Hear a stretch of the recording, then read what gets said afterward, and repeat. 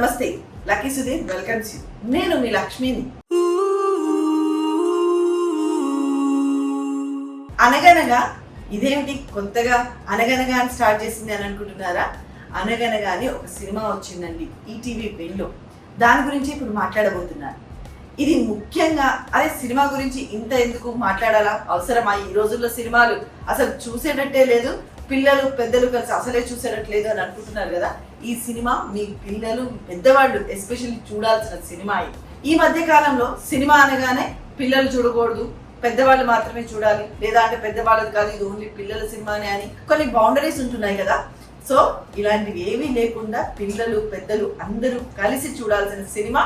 And మన life లో జరుగుతున్నటువంటి ఇబ్బందులను మనం ఎలా ఓవర్కమ్ చేయాలి, ఎస్పెషల్లీ పేరెంట్స్ పిల్లలతో ఎలా ఉండాలి. పిల్లలు చాలా మందికి స్టేజ్ ఫియర్ ఉంటుంది. అండ్ ఇంకా ఏంటంటే వాళ్ళు మాట్లాడాలన్నా అంటే వాళ్ళకి సబ్జెక్ట్ కాదు నేర్చుకోవాల్సింది, మార్కులు కావాలి అంటుంటారు చాలా మంది పిల్లలు. ఒక హాఫ్ మార్క్ పోతే కొన్నిసార్లు నేను పేరెంట్ టీచర్స్ మీటింగ్స్లలో మేము కూడా చూస్తూ ఉంటాము. ఒక 1 మార్క్ పైన ఒక హాఫ్ మార్క్ పైన కూడా పేరెంట్స్ వాళ్ళ పిల్లల్ని ఎందుకు పోయింది, హాఫ్ మార్క్ మా అమ్మాయికి ఎందుకు రాలేదండి, మా అమ్మాయి రెగ్యులర్గా స్కూల్కి వస్తుంది, రెగ్యులర్గా వింటుంది క్లాసెస్, ఎందుకు రాలే అనుకుంటూ ఒక 1000 సార్లు వాళ్ళని ఒక ప్రెషర్ చేసినట్టుగా అనిపిస్తూ ఉంటుంది. ఆ కిడ్ కూడా అమ్మో మా అమ్మ కోపడుతుంది, మా నాన్న తిడతాడు అన్న భయంతో ఉంటుంటారు. ఇవన్నీ అవసరమా? పిల్లలకు కావాల్సింది సబ్జెక్టా మార్కులా? ఒక్కసారి మనకు మనం క్వశ్చన్ చేసుకుంటే మన చిన్నతనంలో ఏ రోజైనా మీకు మార్కులు ఎన్నొచ్చాయి అని అడిగేవాళ్ళ? Especially parents. మార్కులే ప్రపంచం అయిపోయింది. ఎక్కువ మార్కులు వస్తే చాలు వాళ్ళు గ్రేట్ అని, నీకు ఎన్నొచ్చాయిరా మార్కులు, ఇదే జరుగుతూ ఉంది కదా. సో ఈ మార్కుల ప్రపంచం నుంచి పిల్లలకి సబ్జెక్ట్ నేర్చుకునే ప్రపంచంలోకి వెళ్ళాలి. సబ్జెక్ట్ అంటే ఏంటండి అసలు? మన లైఫ్లో జరిగే వాటిని ఎలా ఓవర్కమ్ చేయాలి.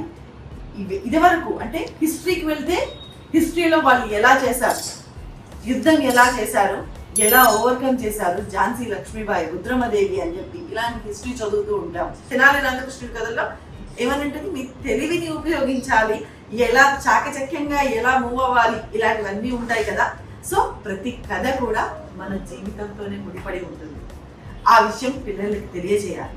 వాళ్ళు నేర్చుకునే ప్రతి సబ్జెక్టుని కూడా, ప్రతి లెసన్ని కూడా ఒక స్టోరీ లాగా వాళ్ళకి అర్థమయ్యేలాగా ఈ రోజుల్లో టీచర్లు చెప్పట్లేదు, పిల్లలు కూడా బై హార్ట్ చేసేసి వాళ్ళకి మార్కులు కావాలి అన్నట్టుగా వాళ్ళు అయిపోయారు. పేరెంట్స్ కూడా మార్కులు కావాలి అంటున్నారు. ఇవన్నిటికీ ఒక క్రాస్ మార్క్ చెప్పేందుకే ఈ అనగనగా సినిమా అయితే వచ్చింది. మీరు అందరూ ఒకసారి చూడండి ఈ సినిమాని.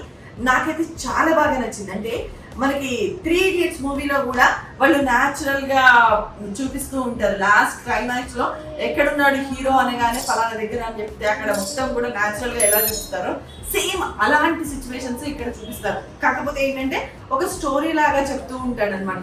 ఏ సబ్జెక్ట్ అయినా కూడా ఒక స్టోరీ లాగా పిల్లలకి ఎక్స్ప్లెయిన్ చేసి ఏది బై హార్ట్ చేయొద్దు ఇలా. కానీ ఒక మనిషి ఎదుగుతున్నాడు, ఇక ఓకే మన లైఫ్ లో ఒక స్టెప్ ముందుకు వెళ్దాము అని అనుకునే లోపల ఎదురు దెబ్బ తగులుతూ ఉంటుంది చూడండి. సేమ్ అదే సిచ్యువేషన్ ఈ సినిమాలో కూడా హీరో ఫేస్ చేస్తాడు. కానీ వాళ్ళ ఫ్యామిలీ వాళ్ళు ఆ ప్రాబ్లమ్ ని ఓవర్కమ్ చేసే విధంగా తన కొడుకుని ఎస్పెషల్లీ ఆ ప్రాబ్లమ్ ని ఓవర్కమ్ చేసేలాగా చేస్తాడు. అంటే తనకి అలా జరుగుతుందని తనకు తెలుసు, తన వైఫ్ కి తెలుసు, కానీ కొడుకుకు తెలియదు కదా, చిన్నవాడు కదా.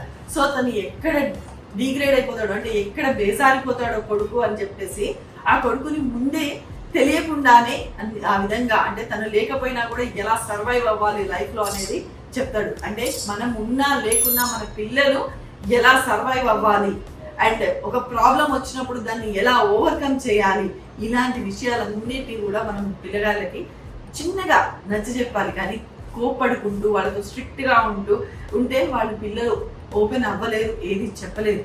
ఇది నాకు ఆ సినిమా అయితే చాలా చాలా బాగా నచ్చింది. పిల్లలు పెద్దలు అందరూ కూడా చూడాల్సిన సినిమా ఏది అంటే అనగనగా ఈటీవీ విన్లో ఉంది, తప్పక చూడండి. ఇదేదో ప్రమోషన్ కోసం చేసిన వీడియో అయితే కాదండి, ఇది నా మనసుకు నచ్చి నేను మాట్లాడుతున్నాను. మరిన్ని ఇంట్రెస్టింగ్ అప్డేట్స్ కోసం చూస్తూనే ఉండండి లక్కీ సుధీర్. మరి మీరు మమ్మల్ని ఆదరిస్తారు కదా, ఆదరించాలి అంటే లక్కీ సుధీర్ ఛానల్ ని ఈ కంటెంట్ ని లైక్ చేయండి, షేర్ చేయండి, మరియు మా ఛానల్ ని సబ్స్క్రైబ్ చేయండి.